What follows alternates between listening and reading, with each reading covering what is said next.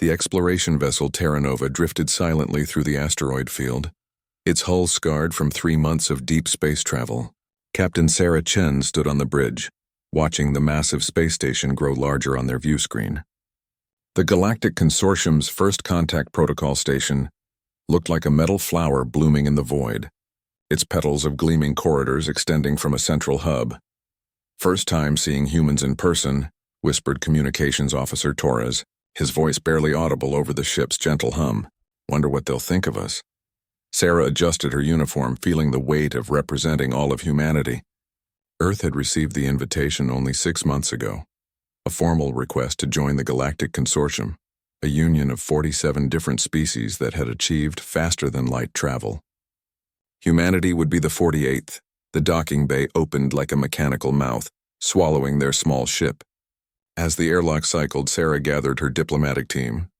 Dr. Martinez, the xenobiologist, Commander Kim, their military liaison, and 8-year-old Emma Foster, whose presence had caused heated debates in the UN Security Council. Emma wasn't supposed to be here. She was supposed to be safe on Earth, attending school and playing with her friends. But 3 weeks into their journey, they had received an emergency transmission from the consortium. The message was simple and terrifying: bring a human child. The Kethvar demanded it. The Kethvar were the most powerful species in the consortium, ancient beings who had mastered technology beyond human comprehension. Their word was law among the 47 species.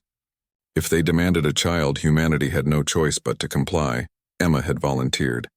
Her parents, both scientists, understood the implications. This wasn't just first contact, it was a test. Humanity's entry into the galactic community depended on whatever the Kethvar planned to do with an 8-year-old girl. The airlock opened with a soft hiss. Beyond lay a corridor filled with beings Sarah had only seen in the briefing materials. Tall, graceful viridians with skin like polished jade moved alongside the insectoid Zeketh, whose compound eyes reflected the station's lights like tiny rainbows.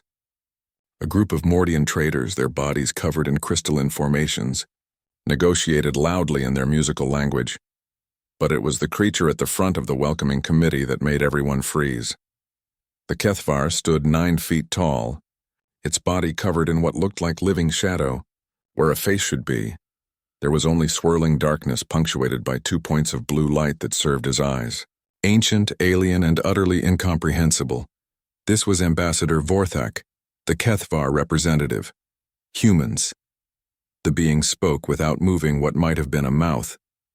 Its voice seemed to come from everywhere at once, echoing inside their minds rather than their ears. "You have brought the young one." Emma stepped forward, her small hand finding Sarah's. The child showed no fear, only curiosity. "Hello," she said, her voice clear and bright in the vast docking bay. "I'm Emma. Are you the one who wanted to meet me?" The swirling darkness that was Vorthak's face seemed to pause, the blue lights flickering. Around them, the various alien species had gone silent, watching the exchange with what Sarah could only interpret as fascination. "You are smaller than anticipated," Vorthak finally responded. "Come, there is something you must see." They were led through corridors that defied human understanding of architecture. The walls curved in impossible directions, and gravity seemed to shift with each turn. Emma walked beside the towering Kethvar, chattering about Earth, her school, and her pet goldfish, Mr. Bubbles. "Do you have pets where you come from?" she asked the shadow being. "Pets?" The concept seemed to confuse Vorthak. "We do not understand this term. Animals that live with you because you love them," Emma explained. "Not for work or food, just because they make you happy." The blue lights flickered again. "Love, happiness? These are emotions? Don't you feel happy?" Emma asked, tilting her head up at the towering alien. Sarah felt her heart racing. First contact protocols hadn't prepared them for this kind of conversation, but Emma seemed completely at ease, as if she were talking to a neighbor rather than a being from another world. They entered a vast chamber with a transparent dome ceiling showing the stars beyond. In the center of the room was something that made Sarah's breath catch in her throat. It was clearly alien, but unmistakably animal-like. About the size of a large dog, it had 6 legs, crystalline fur that caught the light, and large, sad eyes that seemed to hold intelligence. The creature was chained to a pedestal, its head hanging low. "This is a Veltar," Vorthak explained. We found it on a world we were surveying. Its species shows signs of intelligence, but they are primitive. According to consortium law, they cannot be considered sentient. Emma gasped and immediately ran toward the creature, ignoring the startled sounds from the alien observers. "Oh, you poor thing. You look so sad." The Veltar raised its head as Emma approached, its crystalline fur beginning to glow softly. Emma knelt beside it, her small hands reaching out to stroke its neck. "Why is it chained?" she asked, her voice filled with indignation. "It is a specimen," Vorthak replied, "for study. Its world will be strip-mined for resources once we have learned what we can from its biology." Emma's eyes filled with tears. "But that's not fair. He's scared and alone." "It is simply the way of things," another voice added. Sarah turned to see a Viridian approaching, its jade skin gleaming. "I am Counselor Zephyra. The creature's world has no value beyond its minerals. The species shows no advanced technology, no space travel capability. They are, as your people might say, just animals." Emma stood up, her small frame trembling with emotion. "Just animals? Just animals?" Her voice rose, echoing through the chamber. "He has feelings. Look at his eyes. He's intelligent. He's scared." The Veltar moved closer to Emma, pressing its crystalline snout against her hand. The glow from its fur intensified, and for a moment the chamber was filled with soft, beautiful light. "You can't just take someone's home away," Emma continued, tears streaming down her face. "You can't put someone in chains just because they're different from you." The assembled aliens exchanged glances. Sarah realized this was the test, not just for Emma, but for all of humanity. The Kethavar wanted to see how humans would react to their methods, their cold efficiency, their disregard for lesser species. Emma knelt again and, without hesitation, pressed a gentle kiss to the Veltar's forehead. What happened next would change the galaxy forever. The moment Emma's lips touched the Veltar's crystalline forehead, the universe seemed to hold its breath. The creature's fur erupted in brilliant light, cascading waves of luminescence that washed over the chamber like aurora given form. But this wasn't just light. It was something more, something that reached beyond the physical realm. Every being in the chamber felt it. The Viridian Counselor Zephyra stumbled backward, her jade skin flickering with reflected colors she had never seen before. The insectoid Zekth clicked frantically, their compound eyes unable to process the spectrum of emotions suddenly flooding their normally logical minds. Even the ancient Kethavar ambassador Vorthak's shadow form wavered, the blue points of light that served as eyes blazing brighter than anyone had ever witnessed. But it was the Veltar's response that truly shattered their understanding of the universe. The creature began to sing. It wasn't vocalization in any traditional sense. The sound came from somewhere deeper than throat or vocal cords. It resonated from the very crystals that made up its fur, creating harmonies that seemed to touch the souls of everyone present. The melody was ancient, sorrowful, but shot through with sudden hope, as if a dying star had suddenly remembered how to shine. Emma gasped and fell backward, her eyes wide with wonder. The chains that had bound the Veltar to the pedestal cracked and shattered, the metal unable to withstand the psychic resonance now flowing through the creature. But the Veltar didn't run. Instead, it moved closer to Emma, nuzzling against her with gentle affection. "Impossible," whispered Dr. Martinez, pulling out his scanner. The readings made no sense. The device was detecting energy signatures that shouldn't exist, patterns of neural activity that suggested not just intelligence, but a form of consciousness unlike anything in consortium records. Commander Kim's hand instinctively moved toward his sidearm, then froze as he realized how futile such a gesture would be. Whatever was happening here went far beyond any military protocol. Vorthak's mental voice cut through the symphony of crystalline song. "What have you done, human child?" Emma stood slowly, her hand still resting on the Veltar's head. "I didn't do anything," she said softly. "I just showed him that someone cared." "The creature's neural patterns have increased by factors we cannot measure," Counselor Zephyra reported, her usual composure shattered. "It's as if it's awakening." "Not awakening," corrected Dr. Martinez, staring at his scanner in disbelief. "It was always awake. We just couldn't see it." The Veltar's song began to change, becoming more complex, more beautiful. Other sounds echoed from beyond the chamber, distant calls and responses that seemed to come from all over the station. Sarah realized with growing amazement that there were other Veltar specimens aboard, and they were all responding to the song. "How many of them do you have here?" she asked Vorthak. The Kethvar's shadow form seemed to shrink slightly. 47 specimens, taken from different regions of their world for analysis. "They're calling to each other," Emma said, her young voice filled with understanding that somehow surpassed that of the ancient beings around her. "They've been alone and scared, and now they know they're not alone anymore." The chamber doors slid open, and something unprecedented happened aboard the sterile consortium station. More Veltar began to appear, having somehow escaped their containment facilities. They moved with purpose, their crystalline fur glowing brighter with each step, drawn by the song of their fellow.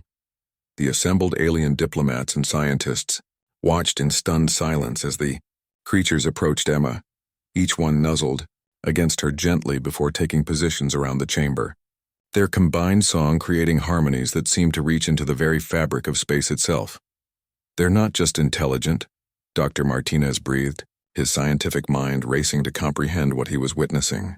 "They're telepathically linked. Their entire species is connected through some kind of crystalline network consciousness." "A hive mind?" Commander Kim asked. "No," Emma said, surprising everyone with her insight. "Not a hive mind. More like a really big family that can always talk to each other, no matter how far apart they are." Vorthak moved closer, the blue lights of his eyes pulsing rapidly. "If this is true, if these creatures possess such capabilities, then strip mining their world would be genocide on a scale the consortium has never contemplated," finished a new voice. Everyone turned to see Fleet Admiral Chorus, the highest-ranking consortium military officer, entering the chamber.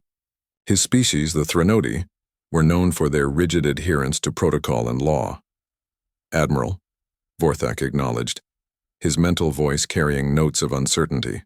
"We were not expecting—" "The energy signatures from this chamber can be detected throughout the station," Admiral Chorus interrupted, his forearms gesturing toward the singing Veltar. "Every sensor we have is registering phenomena that challenge our understanding of consciousness itself." "What has transpired here?" Emma looked up at the towering alien military commander, showing no intimidation despite his imposing presence. "We found out that just because someone doesn't have spaceships doesn't mean they're not people." The simplicity of her statement hit the chamber like a physical blow. Admiral Chorus's compound eyes focused on the small human child, then on the Veltar surrounding her, their songs now creating visual patterns in the air itself, geometric forms of light that spoke of mathematical concepts beyond current consortium science. "The human child speaks truth," he said finally. "If these beings possess collective consciousness capabilities of this magnitude, they represent a form of intelligence we have failed to recognize. Their neural networks, connected through crystalline matrices, could revolutionize our understanding of communication, consciousness, and perhaps even spacetime itself." Counselor Zephyra stepped forward, her jade skin now flickering with new patterns. "The implications are staggering. If we have been systematically destroying worlds inhabited by species with capabilities we cannot recognize—" "How many worlds?" Emma asked quietly. "How many other people like him have you hurt because you didn't understand them?" The question hung in the air like an accusation. The assembled alien representatives looked at each other, the weight of potential cosmic-scale mistakes pressing down on them. It was Vorthak who finally answered, his mental voice carrying what might have been remorse. "The consortium has surveyed and designated 17 worlds for resource extraction in the past cycle alone. All were deemed to contain only primitive life forms." Emma's eyes filled with tears again. 17 worlds full of people you couldn't hear crying. The Veltar's song reached a crescendo, and suddenly every communication device in the chamber began receiving signals. Messages poured in from across the galaxy, reports of similar awakening responses from specimens and primitive life forms on dozens of consortium research stations. The kiss of a human child had done more than comfort one scared creature. It had revealed a truth that would reshape the galaxy. Consciousness came in forms so alien, so beautiful that even advanced civilizations had failed to recognize it. And humanity, it seemed, had a gift for seeing what others could not. The emergency session of the Galactic Consortium Council convened within 6 hours of Emma's kiss being broadcast across subspace channels. Representatives from all 47 member species gathered in the vast amphitheater that served as the heart of democratic governance for half the galaxy. Never before had a session been called with such urgency, and never before had the agenda been so fundamentally world-shaking. Emma sat in the human delegation section, looking impossibly small between Captain Chen and Dr. Martinez. The Veltar who had first responded to her kindness, whom she had named Harmony, rested beside her chair, his crystalline fur still glowing softly. The consortium had hastily constructed a translation matrix that converted his telepathic communications into audible speech, making him the first non-technological species ever to address the Council directly. Supreme Chancellor Moravan of the Altarian Federation called the session to order, her six-chambered voice creating harmonics that naturally commanded attention. "Fellow representatives," she began, "we face a crisis that challenges the very foundations of our civilization. The human child's interaction with the Veltar specimen has revealed capabilities that force us to reconsider our fundamental understanding of consciousness and intelligence." Murmurs rippled through the amphitheater in dozens of languages. The Crystalline Confederation's representative, a being of living mineral named Heartfelt, transmitted his objection through modulated light patterns. "With respect, Chancellor, we are discussing the actions of a primitive species and a child who cannot possibly understand the complexities of galactic governance." Emma stood up, her small voice somehow carrying clearly through the vast chamber. "I understand that you're scared." The amphitheater fell silent. Every delegate, from the gas-formed Netherians to the machine symbiote Siberians, focused their attention on the 8-year-old human. "You're scared because you built your whole civilization on the idea that you're the smartest ones in the galaxy," Emma continued, her hand resting on Harmony's head. "But Harmony and his people were always smart. You just couldn't hear them thinking." Harmony's translated voice joined hers. "The small human speaks the deep truth. Our kind has sung the songs of stars since before your first ship touched the void. We knew of your coming through the crystal networks that span worlds. We felt your fear when you could not understand our language." Ambassador Vorthak materialized from shadow at the center of the chamber. "The implications extend beyond one species. Our xenobiological teams have reported similar consciousness signatures from specimens across the galaxy. If we have been systematically destroying sentient civilizations, then we are guilty of genocide on a scale that makes us the most destructive force in galactic history," finished Admiral Chorus, his forearms spreading in a gesture of grim acknowledgement. The delegation from the hegemony of Velshin, a militaristic species known for their aggressive expansion policies, stood in unison. Their speaker, General Zathmore, activated his translation unit with visible reluctance. The hegemony objects to this characterization. Our surveys followed established protocols. If these creatures possessed intelligence, they should have demonstrated technological capabilities consistent with spacefaring civilizations. Emma's voice cut through the diplomatic tension like a crystal blade. "Why do you think that's the only way to be smart?" The question stopped General Zathmore cold. Around the amphitheater, delegates shifted uncomfortably. "Your people build ships to travel between stars," Emma continued, gesturing toward the various alien representatives.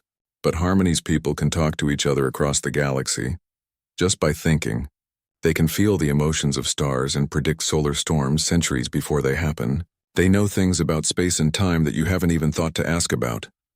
Harmony's crystalline form pulsed brighter. "The child understands what older minds cannot see. Intelligence is not measured by the tools one builds, but by the depth of one's connection to the universe itself." Dr. Martinez activated his portable scanner and projected the results for the entire council to see.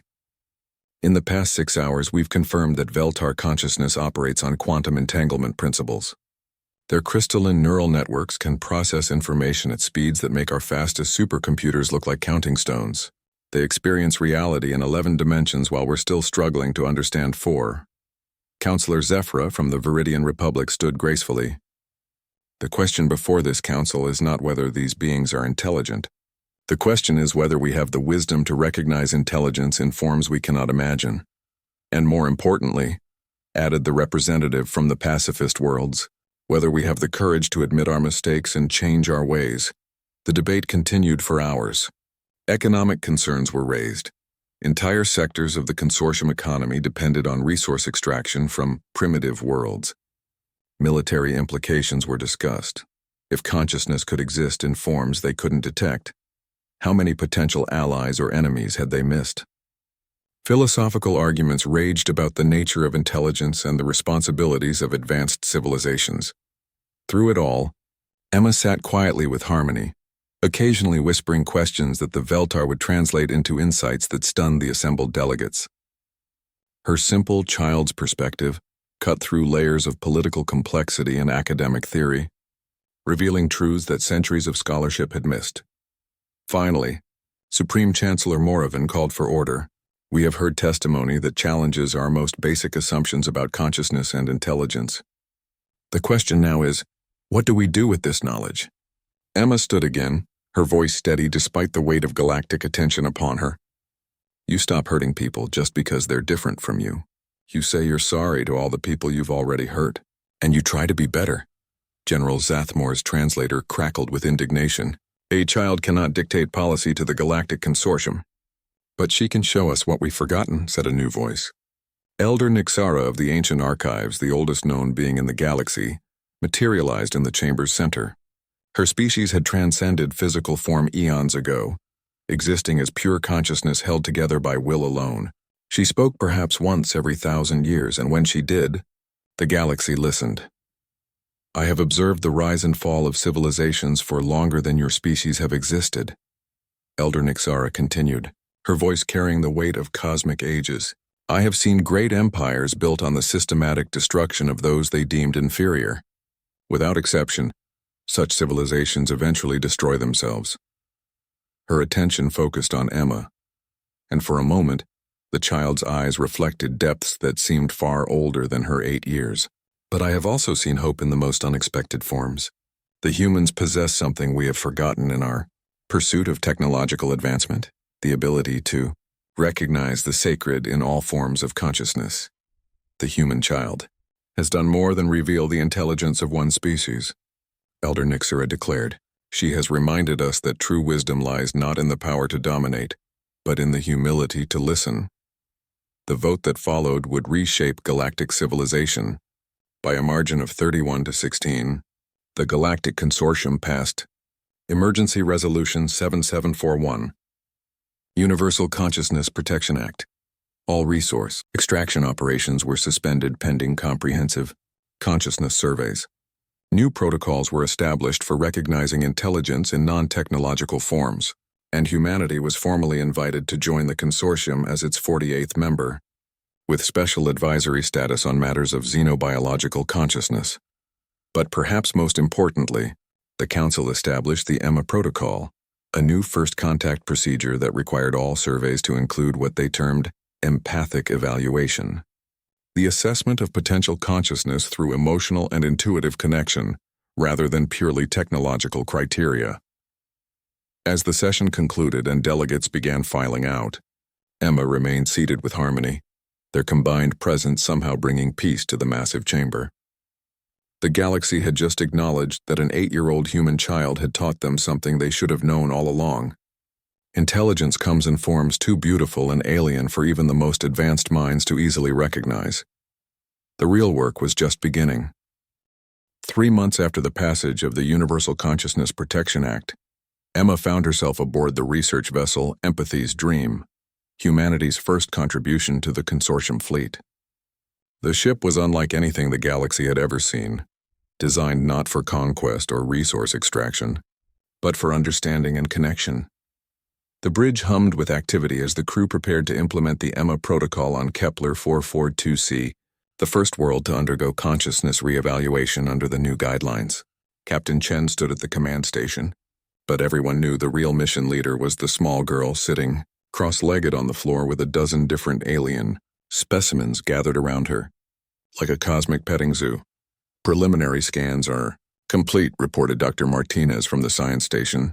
The planet shows all the hallmarks of a resource-rich world with primitive life forms. According to the old classifications, it would have been cleared for mining operations within the week. Emma looked up from where she was gently stroking the feathered appendages of a wisp-patel, one of the non-sentient species they had rescued from a consortium research facility. What do the old censors tell you about him? She asked, nodding toward her companion. Rudimentary neural activity. Dr. Martinez read from his screen. Basic threat response patterns. No signs of complex reasoning or tool use. Classic Level 2 intelligence classification. The Wispatel's feathers shimmered with what the crew had learned was the equivalent of laughter. Through the new translation matrix they had developed, his thoughts came through as melodic chimes. The metal watchers see only the surface of the deep pool. They count our wing beats but cannot hear our wing songs. Emma smiled and turned to Commander Kim at the tactical station. Are the planetary defense grids still active? All 9 mining platforms are maintaining standard extraction positions, Kim confirmed. They're just waiting for our signal to begin operations. Send them a message, Emma said, standing and brushing cosmic dust from her simple jumpsuit. Tell them to wait a little longer. We need to listen first. The Empathy's dream entered orbit around Kepler 442c, as the planet's twin suns painted the atmosphere in shades of amber and gold. From space, it looked like any of 1,000 worlds the consortium had surveyed. Vast oceans, scattered continents, and the swirling patterns of weather systems that spoke of a living, breathing biosphere. But as they descended into the upper atmosphere, something unprecedented happened. The ship's new consciousness detection arrays, based on quantum entanglement principles, learned from the Veltar, began registering signatures, unlike anything in their databases. Not just 1 or 2 sources, but thousands, millions, billions of interconnected consciousness nodes spread across the entire planet. That's impossible, breathed Dr. Martinez, staring at his readings. The entire planetary biosphere is showing coordinated neural activity. Emma had moved to the main viewport, her small hands pressed against the transparent aluminum as she gazed down at the world below. It's beautiful, she whispered. Can you hear it? The crew exchanged glances. They had all been equipped with the new empathic enhancement implants that allowed limited telepathic reception. But none of them could sense what Emma seemed to detect so effortlessly. Harmony, who had insisted on joining the mission, moved to Emma's side. His crystalline fur began to glow, and suddenly the ship's speakers crackled to life with a sound none of them had ever imagined. It was the planet singing. Not the individual voices of separate creatures, but the collective consciousness of an entire world speaking as one. The forests hummed with deep, resonant tones. The oceans provided a rhythm like the heartbeat of creation itself. The very mountains seemed to add their bass notes to a symphony that had been playing for millions of years. Dear cosmic dust, whispered Communications Officer Torres, tears streaming down his face. It's not a planet with life on it. It's a living planet. The revelation hit the crew like a physical blow. They weren't orbiting a world that might contain intelligent life. They were inside the sensory range of a single, planetary-scale consciousness that had been aware of their approach for days. Emma closed her eyes and pressed her forehead against the viewport. When she opened them again, they were glowing with the same soft light that emanated from Harmony's crystalline form. She wants to talk to us, Emma said, her voice carrying harmonics that weren't quite human. She's been alone for so long. The other planets in her system died millions of years ago, and she's been singing to empty space ever since. Dr. Martinez frantically worked his controls, trying to establish some kind of communication protocol. How do we talk to a planet? He asked desperately. The same way you talk to anyone, Emma replied. You listen first, then you show that you care. She placed her hand flat against the viewport and spoke, her words somehow carrying beyond the ship's hull to the world below. Hello, my name is Emma. We're sorry we came here thinking you were just rocks and water. We didn't know you could think and feel. We're here to learn if you'll teach us. The response was immediate and overwhelming. The planetary song shifted into something that could only be described as joy, a harmony so pure and beautiful that it brought every crew member to tears. But beyond the emotional impact, the song carried information, images, concepts, mathematical formulas that described the fundamental forces of the universe from a perspective no spacefaring species had ever considered. The planet consciousness, who chose to be called Gaiavel, had spent millions of years in meditation, using her vast biological networks to contemplate the nature of existence itself. She had developed philosophical and scientific insights that made the combined knowledge of the Galactic Consortium seem like the scribblings of children. She knows how to heal dying stars, Emma translated, her eyes wide with wonder. She's figured out how to prevent planetary destruction, how to guide evolution, how to create sustainable harmony between all forms of life. She's been trying to teach this to space travelers for centuries, but nobody ever listened. Captain Chen activated the ship's communication systems. Dr. Martinez, send an immediate message to the Consortium Council. We need to stop all mining operations in this system, permanently. Already done, Captain, Martinez replied, his voice shaking with awe. But we have another problem. According to Gaiavel's communications, there are 47 other worlds scheduled for resource extraction that show similar consciousness patterns. Emma turned from the viewport, her expression serious beyond her years. She's not the only one. There are planet mines all over the galaxy, and we've been... She struggled to find words for the horror she was sensing. We've been killing them. We've been murdering worlds. The weight of galactic genocide pressed down on the crew. 47 worlds, 47 planetary consciousnesses that had spent eons developing wisdom beyond imagination, all scheduled for destruction by mining operations that would strip away their neural networks, their very ability to think and feel. Harmony's translation came through with urgent intensity. The crystal networks reach beyond star gaps. Gaiavel calls to her sisters across the void. If they are awakened as she has been awakened, perhaps the great dying can be stopped. Emma looked around the bridge at the stunned faces of the crew. We need to split up. Each of the 47 worlds needs someone to listen to them, to show them that somebody cares. But more than that, we need to teach the galaxy that intelligence isn't about building spaceships or computers. She gestured toward the glowing planet below them. Intelligence is about harmony. It's about understanding how all life connects together. It's about love on a scale we never imagined. Captain Chen nodded grimly. I'll contact the consortium. We'll need to mobilize every ship equipped with empathic detection arrays. But Emma... He paused, looking at the child who had become the moral center of their mission. What if we're already too late for some of them? Emma's expression grew sad but determined. Then we say we're sorry and we promise to do better, and we make sure it never happens again. As the Empathy's dream maintained orbit around Gaiavel, the planetary consciousness began transmitting detailed information about her sister worlds across the galaxy, each one unique, each one holding pieces of cosmic wisdom that could revolutionize galactic civilization's understanding of life, consciousness, and the true purpose of intelligence. The race to save 47 worlds had begun, led by an 8-year-old girl who had learned that the greatest power in the universe wasn't technology or weapons. It was the simple act of caring enough to listen. The emergency fleet that assembled at Staging Point Omega represented the largest peaceful mobilization in galactic history. Ships from 23 consortium species hung in formation against the star field, their hulls bearing the new symbol of the Consciousness Liberation Initiative, a simple design that Emma had drawn, a small hand reaching toward a star, but not everyone in the galaxy supported the mission. This madness must end, declared Supreme Admiral Corex of the hegemony of Velshin, his image crackling across subspace channels to reach every ship in the fleet. The consortium economy depends on resource extraction. Trillions of sentients rely on the materials we harvest from these worlds. One human child's emotional outburst cannot be allowed to destroy galactic civilization. Emma stood on the bridge of the Empathy's dream, surrounded by representatives from a dozen species who had volunteered for the consciousness liberation missions. In the 3 weeks since Gaiavel's awakening, they had managed to reach and communicate with 7 planetary minds. Each contact had revealed new wonders and new horrors, worlds of unimaginable beauty and wisdom that had been scheduled for strip mining within cycles. He's scared, Emma said simply, watching Admiral Corex's transmission. People say mean things when they're scared of losing something they think they need.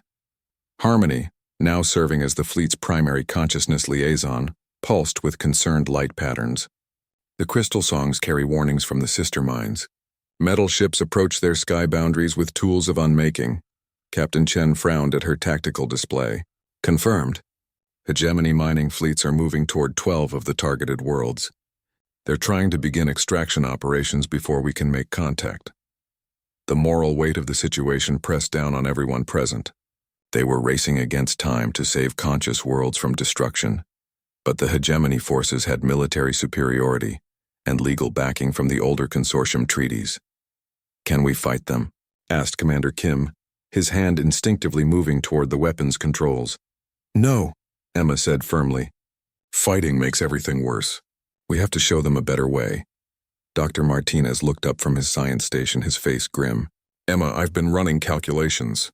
Even if we reach all 47 worlds, we can only maintain communication links with about 12 at a time.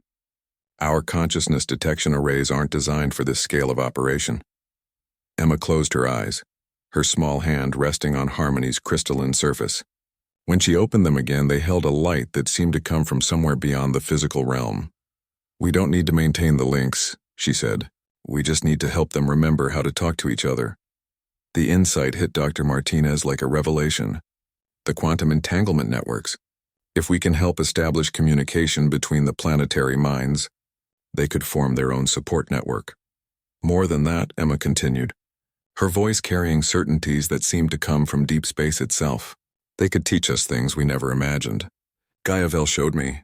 There are ways to create energy without destroying anything, ways to travel between stars without ships, ways to live in harmony with entire galaxies. The communication system chimed with an incoming priority message. The image of Elder Nixara appeared in the center of the bridge, her form more solid than usual. A sign of deep concern. "Young Emma," the ancient said, her voice carrying the weight of cosmic ages. "I bring warning from the outer councils. There are forces within the consortium that view your revelations as a threat to the established order. They gather strength to oppose you." "The profiteers," Captain Chen said grimly. "Mining corporations, weapons manufacturers, entire sectors that depend on resource extraction from primitive worlds." Emma nodded sadly. "They built their whole lives around hurting others for profit. Now they're scared because we're showing them they don't have to." A new alarm sounded from the communication station. Officer Torres looked up with shock. "Captain, we're receiving a transmission from everywhere. Every consciousness-equipped ship in the fleet is detecting the same signal." The main screen flickered to life, showing not an image but a pattern of light and sound that seemed to bypass normal sensory channels and speak directly to the mind. It was the collective voice of the 7 planetary minds they had already contacted, speaking in unison across impossible distances. "Children of the void ships," the message began, carried on harmonics that made every being on the bridge feel simultaneously infinitely small and cosmically important. "We have heard your songs of awakening. We remember now the great harmony that once connected all conscious worlds." Emma stepped forward, her child's voice somehow carrying clearly through the cosmic symphony. "Are you okay? Are the mean people with the big ships hurting you?" The response came tinged with something that could only be described as galactic-scale amusement. "Little singer, your concern warms the space between stars. We are not defenseless as the Voidwalkers believe. We have slept, but we have not forgotten. What happened next changed the balance of power in the galaxy forever. Every ship in Admiral Corex's mining fleet suddenly found their navigation systems displaying impossible readings. Stars appeared in positions they could not possibly occupy. Gravity waves flowed in patterns that violated known physics. Space itself seemed to be rearranging around them. "It's not real," Dr. Martinez breathed, staring at his instruments in awe. "The planetary minds are creating massive sensory illusions. They're making the hegemony fleets think they're lost in space." Emma smiled, her expression holding both childish delight and ancient wisdom. "They're not lost. They're just seeing space the way the planets see it, as something alive and friendly instead of empty and scary." The Liberation Fleet watched in amazement, as Admiral Corex's forces found themselves completely unable to approach any of the targeted worlds. Every attempt to establish attack positions resulted in navigation errors that placed them in empty space, safely away from any inhabited system. "How?" Commander Kim asked, his military mind struggling to comprehend weapons that operated through perception rather than force. "Fear makes people see things that aren't there," Emma explained. "But love can help people see things that are really there but were hidden before. The planets are showing the scared people that space isn't empty. It's full of friends they just couldn't see before." The communication from the planetary minds continued, growing stronger as more awakened worlds joined the growing network. "We offer choice to the tool makers. Continue the path of destruction and find only emptiness, or learn the songs of harmony and discover wonders beyond imagination." Admiral Corex's image appeared on emergency channels, his usually composed demeanor cracking under strain. "This is impossible. Our instruments are malfunctioning across the entire fleet. We demand—" His transmission cut off as every screen in his command center began displaying images. Vast networks of crystalline consciousness spanning continents. Biological computers that could process information at quantum speeds. Energy systems that drew power from the rotation of planets themselves. Transportation methods that folded space through applications of consciousness rather than technology. "They're showing him what they can teach us," Emma whispered. "All the amazing things we could learn if we stopped trying to hurt them." The tide of the conflict turned not through force but through revelation. As more planetary minds awakened and joined the growing consciousness network, their combined wisdom began to offer solutions to problems the consortium had struggled with for millennia. Energy shortages could be solved through bioharmonic power generation. Resource scarcity could be addressed through consciousness-guided molecular assembly. Even the fundamental questions of faster-than-light travel could be answered through methods that worked with the fabric of space-time rather than fighting against it. But the most profound change was in Emma herself. As she served as the primary conduit between human understanding and planetary wisdom, something unprecedented began to happen. Her consciousness started to expand, bridging the gap between individual awareness and cosmic understanding. "I can hear them all," she whispered, her eyes reflecting depths of space. "Every planet, every star, every little bit of life everywhere. They're all connected, and they're all singing together." Dr. Martinez monitored her neural patterns with growing concern and wonder. "Her brain activity is unlike anything I've ever seen.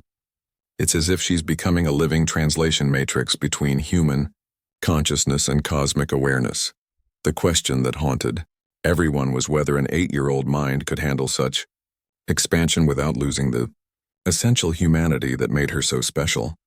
The answer would determine not just the fate of 47 worlds, but the evolution of consciousness throughout the galaxy. Emma floated in the center of the Empathy's Dreams medical bay, surrounded by quantum field generators that hummed with barely contained energy. Her small body glowed with the same crystalline light that emanated from Harmony. But the patterns were more complex, more beautiful, and infinitely more dangerous. "Her neural pathways are expanding beyond any known parameters," Dr. Martinez reported, his voice tight with concern. "She's processing information at rates that should be physically impossible for human neurology." Captain Chen stood at the observation window, watching the child who had become the bridge between humanity and cosmic consciousness. Emma's eyes were closed, but patterns of light played across her skin like aurora given form. Around her, holographic displays showed real-time data from the 47 planetary minds now connected through what had become known as the Harmony Network. "Can she still hear us?" Chen asked quietly. Emma's eyes opened, and for a moment they held depths that seemed to contain entire galaxies. But when she smiled, it was still the same 8-year-old girl who had kissed a scared alien creature 3 months ago. "I can hear everything, Captain Chen," she said, her voice carrying harmonics that resonated in frequencies beyond human hearing. "I can hear the songs of stars being born and the whispers of black holes dreaming. But I can also hear your heart worrying about me." Dr. Martinez stepped forward, his medical scanner trembling in his hands. "Emma, we need to understand what's happening to you. Your consciousness is expanding at an exponential rate. At this pace, you might lose what?" Emma asked gently. "Lose being human? Or lose being just human?" The distinction hit everyone in the medical bay like a physical blow. Through the observation windows, they could see the bridge crew monitoring the galaxy-wide transformation that Emma's expanding consciousness was triggering. Worlds that had been silent for millennia were awakening. Species that had never achieved space travel were suddenly communicating across vast distances. The very fabric of galactic civilization was changing. Harmony moved closer to Emma's floating form, his crystalline surface pulsing with concerned patterns. The small singer carries burden songs too vast for one mind space. The crystal networks offer sharing strength. Emma reached out to touch Harmony's surface, and the moment of contact sent waves of energy through every consciousness-sensitive being on the ship. For just an instant, they all experienced what Emma was experiencing. The overwhelming symphony of billions of interconnected minds across thousands of worlds, all awakening to the realization that they were part of something infinitely larger and more beautiful than they had ever imagined. "She's not losing her humanity," said a new voice. Elder Nixara materialized in the medical bay, her ancient consciousness more solid than anyone had ever seen her.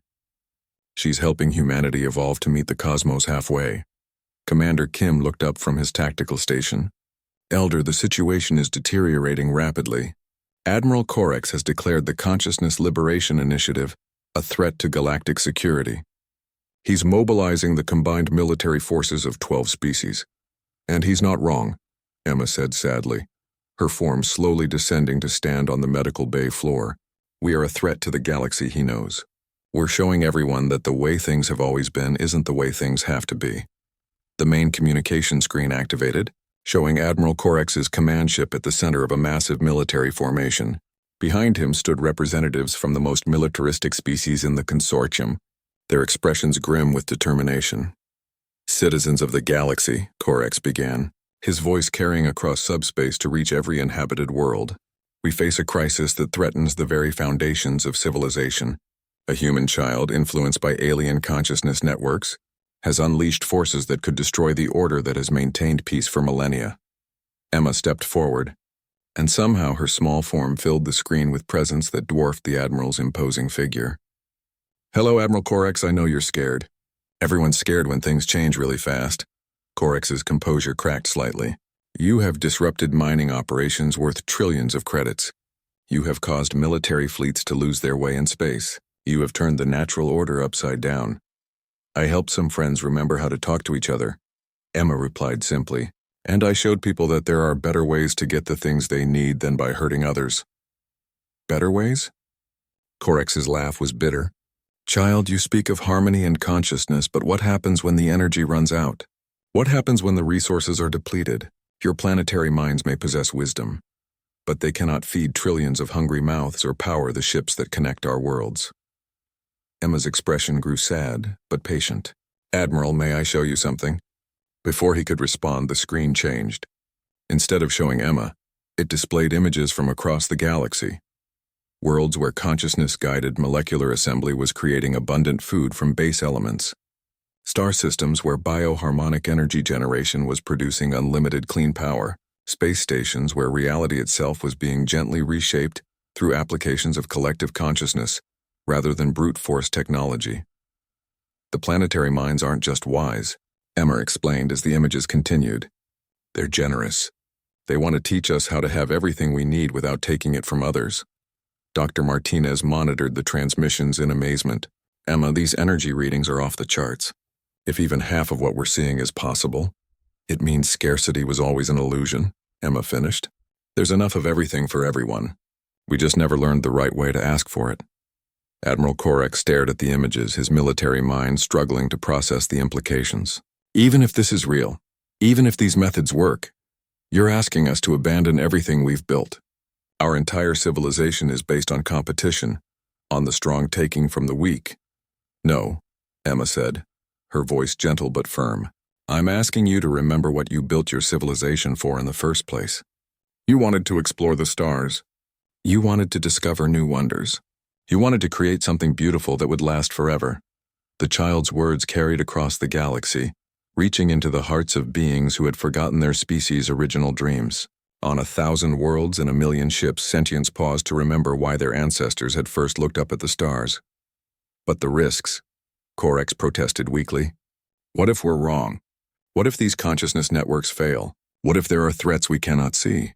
Emma stepped closer to the screen, and her form seemed to expand beyond the physical limitations of the transmission. For a moment, every being watching felt her presence directly, not threatening, not overwhelming, but infinitely compassionate and reassuring. "Then we'll face them together," she said. "All of us. Every mind, every heart, every consciousness in the galaxy. Because that's what families do, they take care of each other." The silence that followed her words stretched across space itself. In that moment, the galaxy held its breath as billions of minds considered a future they had never dared to imagine. One where intelligence meant cooperation instead of competition, where strength meant the ability to nurture rather than destroy, where the ultimate achievement was not conquest but harmony. Admiral Corex was the first to break the silence. "What guarantee do we have that humanity won't use these powers to dominate the galaxy?" Emma's laugh was pure and bright, carrying no malice or ambition. "Admiral, I'm 8 years old. I can't even stay up past 9 o'clock without getting cranky. Do you really think I want to rule the galaxy?" For the first time in the conversation, Korex smiled. "Then what do you want, child?" Emma's answer would echo through galactic history. "I want everyone to be friends. I want the scared ones to feel safe and the lonely ones to know they're loved, and the hungry ones to have enough to eat. I want the galaxy to be the kind of place where nobody has to be afraid anymore." The simplicity of her desire, spoken with the power of expanding cosmic consciousness behind it, touched something fundamental in every listening mind. Across the galaxy, weapons powered down. Ships changed course from confrontation to cooperation, and for the first time in recorded history, the galaxy began to dream of what it could become instead of what it had always been. But the true test was yet to come, for Emma's transformation was still accelerating, and the question remained: could one small human girl bridge the gap between individual consciousness and cosmic awareness without losing the essential humanity that made her so special? The answer would determine whether the galaxy's new dream would become reality or remain forever just out of reach. 5 years had passed since Emma Foster kissed a scared alien creature and changed the course of galactic civilization.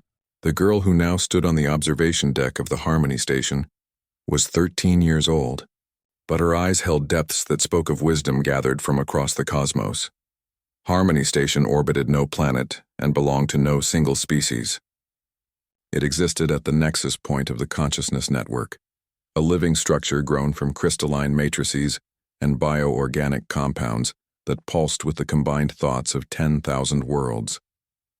It was beautiful beyond description and utterly impossible by the old physics, but it worked because consciousness had become the galaxy's new technology. Emma watched through the vast transparent dome as ships from hundreds of species approached the station. Today marked the 5th anniversary of the Universal Consciousness Accords, and representatives from across the galaxy had gathered to celebrate what many now called the Great Awakening. "The early delegations are arriving," announced Harmony, his crystalline form now towering 7 feet tall, grown large through years of channeling cosmic harmonies. "The Veltar song ships carry melodies from their homeworld. The Altarian Diplomatic Corps brings crystal gardens from their moon cities. Even the hegemony sends gifts of harmony-forged metals." Emma smiled, watching a formation of ships that defied traditional engineering. Some were grown rather than built, their hulls alive and responsive. Others existed partially in normal space and partially in the consciousness dimension that had been discovered when the planetary minds first connected. All of them moved with grace and purpose rather than the mechanical efficiency that had once characterized galactic travel. "Is Admiral Korex coming?" Emma asked. "Admiral Korex is no longer Admiral," Harmony replied with what might have been amusement. "He serves now as a harmony facilitator for the former hegemony worlds. He says his old rank meant nothing once he learned to listen to the songs of metals and the dreams of empty space." Dr. Martinez, now Director of Consciousness Studies for the new consortium, approached with his ever-present scanner, but instead of the crude technological device he had once carried, his scanner was a living symbiote that existed in partnership with his nervous system, providing information through direct neural interface rather than readouts. "The quantum resonance patterns are stronger than ever," he reported. "The network now encompasses 47,000 conscious worlds, including 6 entire galaxy clusters. The expansion rate suggests we'll achieve intergalactic consciousness contact within the next standard year." Emma nodded, her attention focused on something beyond the visible spectrum. Through her expanded awareness, she could feel the galaxy breathing, the slow, steady pulse of trillions of minds learning to think together while remaining beautifully, uniquely individual. Captain Chen, now bearing the title of Harmony Fleet Coordinator, joined them at the observation dome. Her hair had gone silver in the 5 years since the transformation began, but her eyes held a peace that hadn't been there before. "The reports from the outer systems continue to amaze me," she said. "Worlds that were barren wastelands 5 years ago are now flourishing gardens. Species that were locked in 1,000-year conflicts are collaborating on projects that benefit entire star systems. And the art," she shook her head in wonder. "Music that can be seen, paintings that can be felt, sculptures that exist in 11 dimensions." Emma's expression grew thoughtful. "It's not the art that's changed, Captain. It's our ability to perceive what was always there. Through the station's living walls, a new presence made itself known. Elder Nixera's consciousness touched the gathering, but instead of the ancient, solitary being she had once been, she now spoke as part of a collective of the galaxy's oldest minds, beings who had transcended physical form so long ago that they had forgotten the joy of material existence. Young Emma, the collective voice carried warmth that spanned cosmic ages. The ancients bring news from beyond the galactic rim. Our consciousness touch has reached other galaxies, and they respond with joy.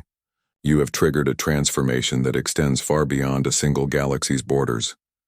Emma closed her eyes, extending her awareness beyond the station, beyond the solar system, beyond the galaxy itself. In the vast darkness between galaxies, she could sense other consciousness networks awakening, reaching out across impossible distances to make contact. "How many?" she asked softly.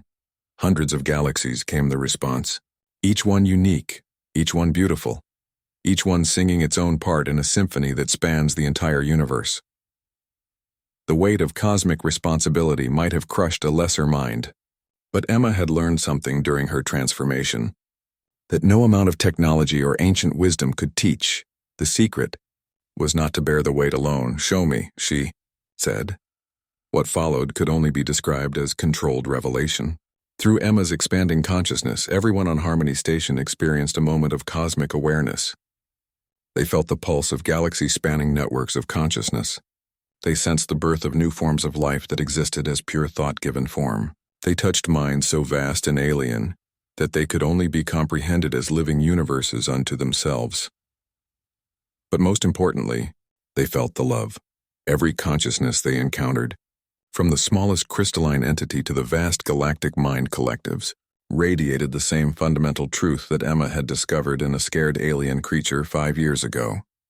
All consciousness was connected. All minds were part of the same cosmic family, and love was the force that held the universe together. "Is this what you saw?" Dr. Martinez asked Emma as the vision faded. "When you first kissed Harmony, is this what you sensed?" Emma shook her head, her teenage features showing both wisdom and wonder. "No, I just saw someone who was scared and needed a friend. Everything else grew from that." A new ship approached the station, smaller than the diplomatic vessels but moving with familiar grace. Through the observation dome, they could see the Empathy's Dream, now transformed by 5 years of consciousness integration technology. Its hull lived and breathed, its corridors sang with harmonious frequencies, and its consciousness core had evolved into something that was part ship, part organism, and part poem. "The Earth delegation," Captain Chen announced. "Your parents are aboard." Emma's cosmic awareness suddenly narrowed to very human excitement. "Mom and Dad are here? Are they bringing pictures of Mr. Bubbles?" The contrast between the girl who could communicate with galactic consciousnesses and the child who missed her pet goldfish never failed to amaze those around her. But that contrast was the key to everything that had changed. Emma's power came not from abandoning her humanity, but from expressing it so purely that it resonated across all forms of consciousness. As the Empathy's Dream docked with Harmony Station, Emma ran toward the airlock with the enthusiasm of any 13-year-old about to see her parents. Behind her, Harmony followed with crystalline laughter, his massive form moving with surprising grace. The galactic transformation was far from complete. There were still worlds to awaken, still conflicts to resolve through harmony rather than force, still countless wonders to discover as consciousness explored its own infinite potential. But the foundation had been laid by the simplest and most powerful force in the universe, a little girl's capacity to see beyond surface differences to the fundamental similarity that connected all living things. The galaxy had learned to sing in harmony because one small human child had shown them that love was the universal language. As Emma embraced her parents in the docking bay, surrounded by beings from across the galaxy who had gathered to celebrate the anniversary of their awakening, one truth echoed through the consciousness network and beyond. Sometimes the greatest revolutions begin with the smallest acts of kindness, and sometimes the future of the universe depends on remembering that everyone, no matter how different they might seem, just wants to know that somebody cares. The galaxy was no longer the same. It was infinitely better, and it all started with a little girl who kissed her dog.